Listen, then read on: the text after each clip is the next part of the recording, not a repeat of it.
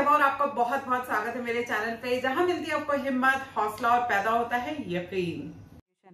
बस हमें थोड़ी सी हिम्मत दिखाएं, अपने आप को खुश करिए और अपनी डेली लाइफ रूटीन में आपको लेकिन आज का जो टॉपिक है वो एकदम न्यू है, ठीक है, बहुत इंफॉर्मेटिव है और हो सकता है कि आप लोगों के काफी काम आए। अगर ऐसा हो तो कमेंट बॉक्स में कमेंट करके जरूर बताइएगा और लाइक तो जरूर करिएगा। आज मैं आपको ये बताने जा रही हूँ कि पार्लर को स्टेप बाय स्टेप कैसे चलाना है, ठीक है, पार्लर को, अपने ब्यूटी सैलून को स्टेप बाय स्टेप कैसे रन करना है। तो सबसे फर्स्ट काम जो होता है हमारा, जब पार्लर बन के रेडी हो जाता है, सब चीजें सेट हैं, स्टाफ भी आ गया, हमारी प्राइस लिस्ट भी तैयार है, सब कुछ, अब इंतजार होता है कस्टमर के आने का कि जल्दी से कस्टमर हमारे सैलून में आ जाए। तो स्टेप नंबर 1 होता है मार्केटिंग। मार्केटिंग पे मैंने बहुत सारी वीडियोस डिटेल में बना रखी हैं। अगर आप ज्यादा डिटेल में जाना चाहते हो तो उन प्रीवियस वीडियो को अच्छे से देख सकते हो, लेकिन अभी फिलहाल शॉर्ट में आपको बताती हूँ क्या करना है। देखो, आपको करनी है मार्केटिंग। मार्केटिंग का कोई मौका छोड़ना नहीं है, ठीक है। अगर आप किसी से मिल रहे हो तो उनको तुरंत बताओ मैंने सैलून खोला है। अगर आप कहीं जा रहे हो या किसी मतलब फैमिली फंक्शन में हो या मान लो कहीं पर भी, तो लोगों को बता दो कि आपने सैलून खोला है। ये तो हो गया नंबर 1। नंबर 2, अब आपको क्या करना है, आपको व्हाट्सएप स्टेटस मार्केटिंग करनी है, ठीक है। सबसे इजी मार्केटिंग बता रही हूँ, व्हाट्सएप स्टेटस मार्केटिंग। आपको व्हाट्सएप पे विंडो पे, किसी को पर्सनल विंडो पे कोई मैसेज नहीं भेजना, कोई ऑफर नहीं भेजना, आपको व्हाट्सएप के स्टेटस का इस्तेमाल करना है, ठीक है। तो आपको क्या करना है, आपके सैलून में दिन भर में जो भी एक्टिविटी होगी, छोटी मोटी अच्छी, ठीक है, जो भी छोटी मोटी एक्टिविटीज हमारे सैलून में होती रहती है। फॉर एग्जाम्पल हम फेशियल कर रहे हैं, आजकल हाइड्रा फेशियल बहुत ज्यादा इन है, ठीक है, लोग ऐसे मशीन लगाते हैं, या आप किसी को वो मसाज दे रहे हो, या मतलब कुछ भी, आप कोई भी एक्टिविटी आपके सैलून में चल रही है, उसकी छोटी सी क्लिपिंग बनानी है, ठीक है, और उस क्लिप को, उस वीडियो को अपने स्टेटस पे लगाना है। तो दिन भर की जो एक्टिविटीज हमारे सैलून में होती रहती है काम से रिलेटेड, ये नहीं कि हंसी मजाक हो रहा है तो आप वो लगा दो, वो नहीं कह रही हूँ, मतलब जो काम से रिलेटेड जो भी एक्टिविटी आपके सैलून में होगी उसका स्टेटस आपको अपने व्हाट्सएप पे लगाना है। और हर दिन आपका स्टेटस जो है वो रिन्यू होना चाहिए, हर दिन आपका स्टेटस चेंज होना चाहिए। तो कई बार आप स्टेटस पे ये भी लगा सकते हो कि मान लो आपने कोई ऑफर निकाला है, आप वो भी लगा सकते हो।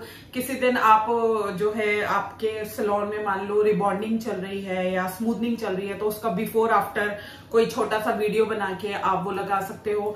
या आप क्लाइंट का मेकअप कर रहे हो तो मेकअप करते समय का वीडियो जो है आप बना लो, और फिर जब वो बिल्कुल रेडी हो जाए तो एक छोटा सा वीडियो उसका डाल दो। या आपके सैलून में जो है हेड मसाज दी जा रही है, जो जिससे भी आप क्लाइंट को टेम्प्ट कर सकते हो, जिससे भी उनको अट्रैक्ट कर सकते हो, उस तरह की एक्टिविटीज का आपको स्टेटस लगाना है। इससे बहुत ज्यादा जल्दी आपके सैलून की जो है मार्केटिंग होनी शुरू हो जाएगी। तो आपकी क्या रिस्पॉन्सिबिलिटी बनती है कि क्लाइंट के फोन में भी अपना फोन नंबर सेव कराना है, कॉन्टैक्ट सेव कराना है, और उनका फोन नंबर भी अपने फोन में सेव रखना है। ऐसे ही आप जब जब जिससे मिलो, फॉर एग्जाम्पल आप एक मदर हो, आप स्कूल जाती हो, बच्चों के स्कूल जाती हो, तो वहां टीचर से आपकी बात हो रही है, तो टीचर का नंबर आपने सेव किया होगा। मेक श्योर कि टीचर के फोन में भी आपका नंबर सेव हो जाए, क्योंकि वो भी फीमेल है, ठीक है, उनको भी कई बार सर्विसेज की जरूरत पड़ेगी। तो कभी भी वो आपका स्टेटस देखेंगे तो उनको पता चल जाएगा कि आपका ब्यूटी सैलून है और आपके सैलून में ये दिन में एक्टिविटीज होती रहती है। तो अगर उनमें से उनको कोई सर्विस चाहिए होगी तो वो आपको अप्रोच करेंगे। समझ आ रहा है? तो सिंपल रखना है बहुत ही, बट इस तरह से मार्केटिंग करानी है। अब क्या होता है, अगर आप एक बिल्डिंग में रह रहे हो या सोसाइटी में रह रहे हो, कॉलोनी में रह रहे हो, तो वहां पे बहुत सारे लोग आपके जानने वाले होते हैं, बहुत सारी जो महिलाएं होती हैं, फीमेल्स होती हैं। ये अगर आपका यूनिसेक्स सैलून है तो मेल्स भी हैं, मैं जनरल बात कर रही हूँ। तो उनके नंबर अपने फोन में सेव करो और अपना नंबर उनके फोन में सेव कराओ। और किसी को भी पर्सनल मैसेज नहीं भेजना है, ठीक है, किसी को भी पर्सनल मैसेज नहीं भेजना, वो किसी को अच्छा नहीं लगता, ना ही कोई देखेगा। आपको सिर्फ स्टेटस लगाने हैं। तो जब किसी दूसरे के फोन में आपका नंबर सेव होगा, और वो सबको आजकल स्टेटस देखने की आदत होती है, तो वो स्टेटस देखेंगे तो आपका स्टेटस भी आएगा, और हो सकता है उनको कोई सर्विस लेनी हो और उनको क्लिक कर जाए और वो आपके सैलून में आपके पास सर्विस लेने के लिए आ जाए। अगर आपको कोई अपना नंबर नहीं दे रहा, ठीक है, वो मना करता है, कि आपको फील हो जाता है, कोई भी क्लाइंट मना कर रहा है कि नहीं मैं अपना नंबर नहीं दूंगी, कोई दिक्कत नहीं है, कहना ठीक है, आप हमारा नंबर मत लीजिए, मतलब अपना नंबर मत दीजिए, बट हमारा नंबर अपॉइंटमेंट्स के लिए अपने फोन में सेव कर लीजिए, तो भी जब भी आप स्टेटस लगाओगे उन तक पहुंच जाएगा। तो अगर कोई आपसे अपना नंबर शेयर कर रहा है, वेल एंड गुड, और अगर कोई शेयर नहीं करना चाह रहा है तो भी कोई प्रॉब्लम नहीं है, पर उनके फोन में आपका नंबर सेव हो जाना चाहिए। मैंने काफी डिटेल में आपको बता दिया है व्हाट्सएप स्टेटस मार्केटिंग आपको किस तरह से करनी है। इसी तरह से फेसबुक मार्केटिंग होती है और इसी तरह से इंस्टाग्राम मार्केटिंग होती है, ठीक है। उसमें क्या होता है, उसमें भी हम स्टोरीज लगाते हैं, पर वहां पे नंबर लेने की जरूरत नहीं होती, वहां पे फॉलो कराना पड़ता है। तो अगर आप फेसबुक पे बहुत ज्यादा एक्टिव हो या आप इंस्टाग्राम पे एक्टिव हो और आपका सैलून का कोई पेज बना हुआ है, तो क्लाइंट को बोलो खड़े होके वहीं पे फॉलो कर ले, ताकि जो भी आप पोस्ट डालो, अपलोड करो, वो उन तक पहुंच जाए। वो कब होगा, जब आप उनको फॉलो कराओगे।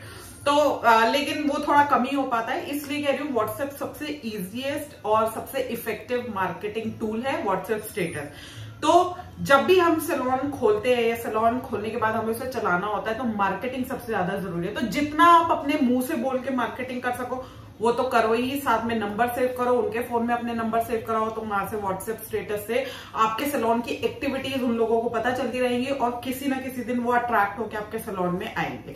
तो मार्केटिंग कभी भी नहीं छोड़नी है। इस थर्ड चीज आपको जो ध्यान रखनी है, आपको अपना जो एरिया है, ठीक है, उसमें डायरेक्शंस बहुत अच्छी लगवाओ अपने सैलून की, क्योंकि जब नया सैलून खोलते हैं कोई जानता तो है नहीं कि हमारा सैलून कहाँ है। तो जितनी अच्छी डायरेक्शन लगी हुई होगी, वो एरो लिखा हुआ होता है ना, फॉर एग्जांपल आपके सैलून का नाम है कुसुम ब्यूटी सैलून एग्जाम्पल, ठीक है, या style and cut beauty salon, कुछ भी मैं एग्जाम्पल के लिए नाम ले रही हूँ, ठीक है।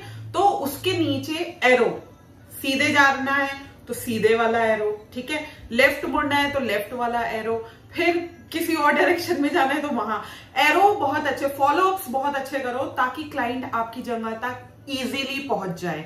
तो यहाँ पे क्या मिस्टेक होती है कि लोगों को ये तो पता हो जाता, मतलब आप बता तो देते हो व्हाट्सएप के थ्रू कि आपका सैलून है, लेकिन अगर वो आपके सैलून में आना चाहे तो उनको एड्रेस ज्यादा कंफर्म नहीं होता। तो फिर वो अगर आपको फोन करके कहते हैं कि करंट लोकेशन भेज दो, तो लोकेशन भेज के तो पता चल जाएगा, लेकिन अगर आप अपने एरिया में अच्छे से फॉलोअप्स करवा दोगे, फॉलोअप मतलब डायरेक्शन अच्छे से करा दोगे, तो क्लाइंट इजीली आपके सैलून तक पहुंच सकता है, क्योंकि शुरू में इसको पता तो होगा नहीं कि भाई आपने सैलून खोला है। तो ये 3 मेजर चीजें हैं जो आपको माइंड में रखनी है और जिन पे आपको हमेशा वर्क करते रहना है। फोर्थ पॉइंट क्या है कि जब भी क्लाइंट हमारे सैलून में आए, ठीक है, वो तो अकेला है, उसने तो अपनी सर्विस ले ली, अब ऐसा कैसे हो कि वो घर जाके या मतलब अपनी फैमिली में जाके 2-3 लोगों को और भेज दे। तो उनको वहीं पे कोई ना कोई ऑफर आपको देना है, आपको उनको बोलना है कि नेक्स्ट टाइम आप जब भी आओगे हम आपको 10% डिस्काउंट देंगे। नेक्स्ट टाइम आप जब भी हमारे सैलून में किसी सर्विस के लिए आओगे हम आपको 10% डिस्काउंट देंगे, या आपके रेफरेंस से अगर आप किसी को भेजोगे तो हम उसको भी 10% डिस्काउंट देंगे। तो ये चीज जो है जब आप क्लाइंट को बोलोगे तो उसके माइंड में सेट हो जाएगा, ओके अगर मैं सैलून में दोबारा आऊंगी तो यहाँ मुझे 10% डिस्काउंट मिलेगा। या अगर मैं किसी को भेजती हूँ, अपनी बेटी को भेजती हूँ, अपनी सिस्टर को भेजती हूँ, सिस्टर इन लॉ को भेजती हूँ, या मम्मी को भेजती हूँ, तो उनको मेरी वजह से इस सैलून में 10% ऑफ मिल जाएगा। तो नेक्स्ट टाइम के लिए उनका रास्ता खोलने के लिए आपको उस समय पे, जिस टाइम पे वो आपके सैलून में खड़े हैं, वहां पे आपको ऑफर देना है, 10% ऑफ दे दो, बाय 1 गेट 1 फ्री का ऑफर दे दो, या थ्रेडिंग के साथ थ्रेडिंग फ्री कर दो, कुछ भी ऐसा कर दो कि वो नेक्स्ट टाइम आपके सैलून में आने के लिए मजबूर हो जाए, ठीक है। तो जब हमारा सैलून एकदम नया होता है तो ये छोटी छोटी चीजें करनी पड़ती हैं। इससे क्या होता है, क्लाइंट जो है वो अट्रैक्ट होता है और हमारे सैलून में उसको आने का मन चाहता है, उसको एक लालच होता है कि भाई मैं यहाँ जाऊंगी तो मेरा कुछ ना कुछ फायदा होने वाला है।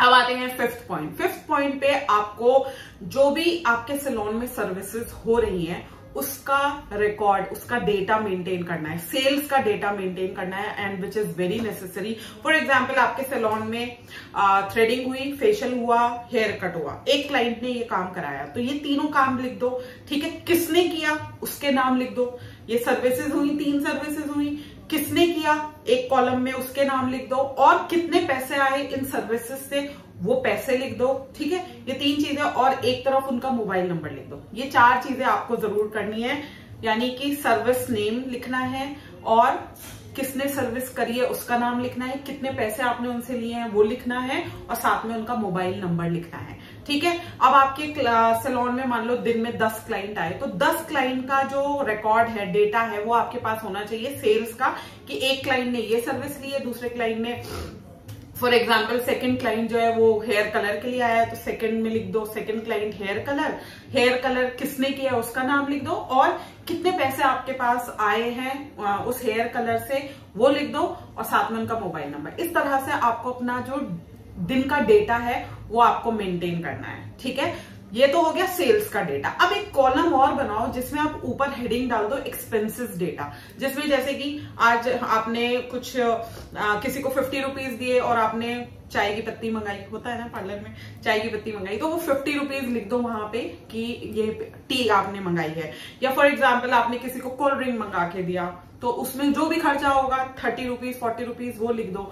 या आपने सैलून में कोई आया और आपने कोई प्रोडक्ट ले लिया, फॉर एग्जांपल आपने टिश्यू पेपर का कोई बॉक्स ले लिया और वो 200 रुपीज का आया, तो वहां पे लिख दो 200 रुपीज। तो इस तरह से आपका जो डेटा है सेल्स का और एक्सपेंसेस का दोनों मेंटेन हो रहे हैं। अगर आप कोई सॉफ्टवेयर यूज कर रहे हो, सैलून सॉफ्टवेयर यूज कर रहे हो, तो वेल एंड गुड, उसमें तो आप सब कुछ मेंटेन कर ही रहे होंगे। लेकिन अगर आपके पास कोई भी सैलून सॉफ्टवेयर नहीं है और आप सब कुछ मैनुअली जो है पेपर पे जो है सब रिकॉर्ड कर रहे हो, तो आप पेपर पे इस तरह से इजीली कर सकते हो। अब इससे आपको क्या फायदा हुआ, आपको ये भी पता हो गया आज दिन भर में कितने क्लाइंट आए, ठीक है, किस क्लाइंट ने क्या क्या सर्विस ली वो भी आपको पता चल गया, उस क्लाइंट ने वो सर्विस किससे ली वो भी आपने लिख लिया, उस सर्विस से आपको कितने पैसे आए आपने वो भी लिख लिया, ठीक है, और वो जो क्लाइंट है उसका क्या कॉन्टैक्ट नंबर है आपने वो भी लिख लिया, ठीक है, और साथ में आपने एक्सपेंसेस भी लिख लिए। तो आपका पूरे दिन का एक बहुत बढ़िया सा डेटा जो है वो मेंटेन हो गया।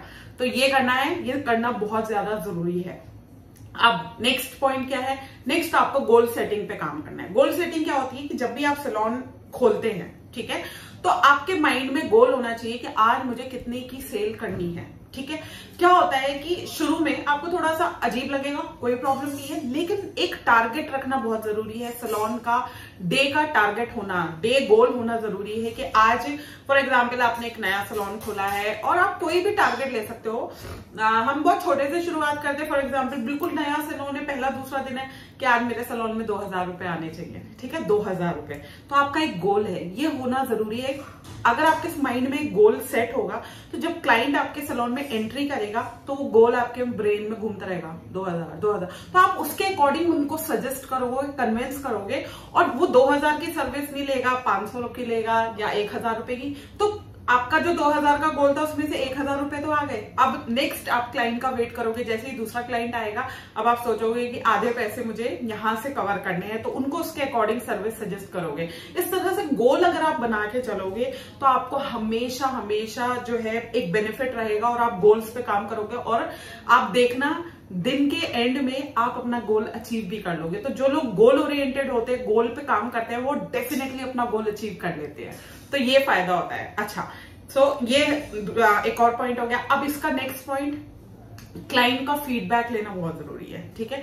जिस क्लाइंट ने भी आपके सैलून में सर्विस ली है उसका फीडबैक लीजिए, उससे पूछिए क्या वो सेटिस्फाइड है, क्या उसको कोई दिक्कत हुई है, क्योंकि क्लाइंट आएगा वो कुछ ना कुछ जरूर बोल के जाएगा। या तो बोल के जाएगा हाँ जी बहुत बढ़िया क्या, या बोल के जाएगा हाँ वैसे तो आपका सैलून बहुत अच्छा है बट ये कमी है। उस कमी को माइंड में सेट कर लीजिए, क्योंकि आज ही उस प्रॉब्लम का समाधान निकालना है, ताकि कल को जब कोई क्लाइंट आए तो उसको वो वाली प्रॉब्लम फेस ना करनी पड़े। तो हाथों हाथ क्लाइंट के फीडबैक से हमको अपनी जितनी भी पार्लर की कंप्लेंट्स हैं, जितनी भी प्रॉब्लम्स हमारे सैलून में आ रही हैं, उनको हाथों हाथ सॉल्व करते जाना है, रिजॉल्व करते जाना है, ताकि कोई प्रॉब्लम नहीं आए। क्योंकि शुरू के 1-2 महीना क्या होता है, थोड़ी थोड़ी प्रॉब्लम आती है, कभी स्टाफ प्रॉब्लम करता है, कभी प्रोडक्ट से रिलेटेड प्रॉब्लम आ जाती है, कभी इलेक्ट्रिसिटी से रिलेटेड प्रॉब्लम आ जाती है, कभी हाइजीन से रिलेटेड प्रॉब्लम आ जाती है, कुछ ना कुछ होता ही है।